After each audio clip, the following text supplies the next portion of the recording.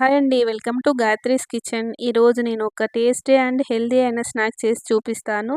అది అందరికీ ఎంతో ఇష్టమైందండి. అదే ఎగ్ బజ్జీ అండి. చాలా ఇష్టంగా అందరూ తింటారు. పిల్లలు, పెద్దలు అందరూ ఇష్టంగా తింటారు. పిల్లలు స్కూల్ నుంచి, కాలేజ్ నుంచి రాగానే ఇలా చేసి పెట్టండి.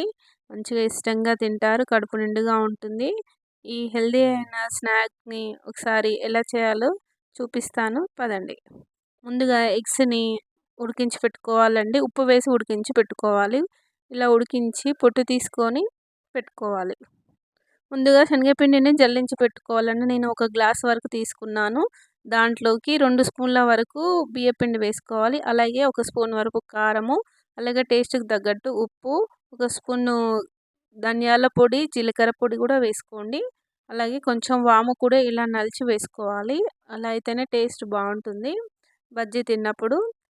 ఇదంతా వేసుకొని దీంట్లోకి కొంచెం సోడా కూడా వేసుకోండి. వంట సోడా అంటారు కదా! ఒక పావు స్పూన్ వరకు వేసుకొని నీళ్లు పోసుకుంటూ ఇలా మంచిగా కలుపుకోవాలండి. ఉండలు లేకుండా మంచిగా కలుపుకోవాలి. అంటే ఈ కన్సిస్టెన్సీ ఇలా వచ్చేలా కలుపుకోవాలండి. అంటే మరీ లూజ్‌గా కాకుండా, గట్టిగా లేకుండా మంచిగా కలుపుకోవాలి. అంటే ఈ ఎగ్స్‌కు ఈ పిండి పట్టే విధంగా కలుపుకోవాలి. ఈ విధంగా కలుపుకుంటే సరిపోతుంది.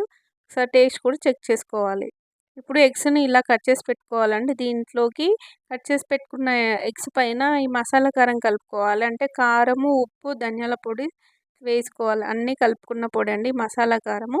ఇలా వేసుకోవాలి. ఈ మసాలా కారాన్ని ఎగ్స్ పైన ఇలా వేసుకొని అన్నింటికి ఇలా వేసుకొని పెట్టుకోవాలి. ఈలోగా స్టవ్ పై కడాయి పెట్టుకొని ఆయిల్ వేడి చేసుకోవాలండి. డీప్ ఫ్రైకి సరిపడా ఆయిల్ వేసుకోవాలి.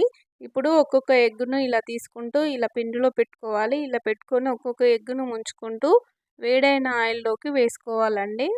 మనం ముందుగానే వేడి చేసి పెట్టుకోవాలి. ఆయిల్‌ని డీప్ ఫ్రైకి సరిపడా ఆయిల్ వేసుకొని ఇలా పెట్టుకోవాలి.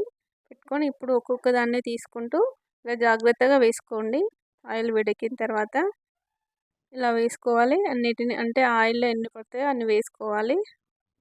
ఫ్లేమ్‌ని మీడియంలోనే ఉంచుకొని కాల్చుకోవాలండి. మీడియం టు సిమ్ అడ్జస్ట్ చేసుకుంటూ మంచిగా రెడ్‌గా వచ్చే వరకు కాల్చుకోవాలి.